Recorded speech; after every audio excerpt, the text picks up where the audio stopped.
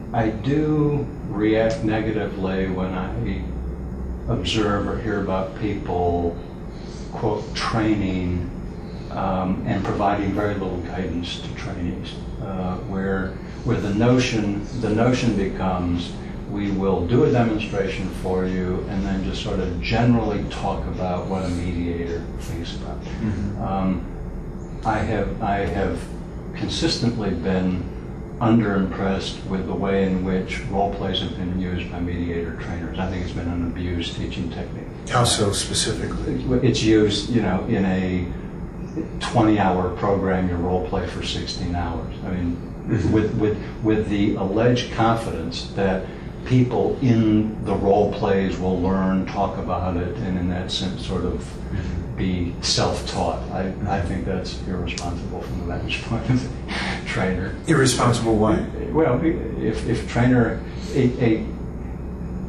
a person is representing that he or she is going to improve skills of a participant to perform a particular role, then I think it's incumbent upon the presenter to think through what are the components of that role, what are the ways you teach the components of that role. And I think in the same way that lecturing for 16 out of 20 hours would be a bad thing, I think there's no more virtue in role-playing for 16 out of 20 hours in terms of teaching. So I think there has been so that bothers me when I see that.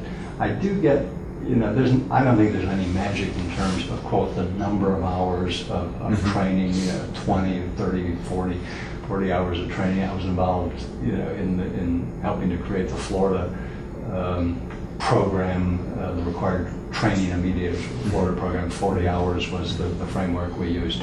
I do think, however, there's an instinct I have that if people, and I've seen programs, I've been asked to participate in these, and I don't anymore. You can't train somebody in 4 hours or 6 hours, and you can orient them to it, you can give them a feel for it. But I just am upset when I hear about programs being offered, and there are a lot of pressures on it. Judges don't want people to be away for more than they teach them what you can in 8 hours.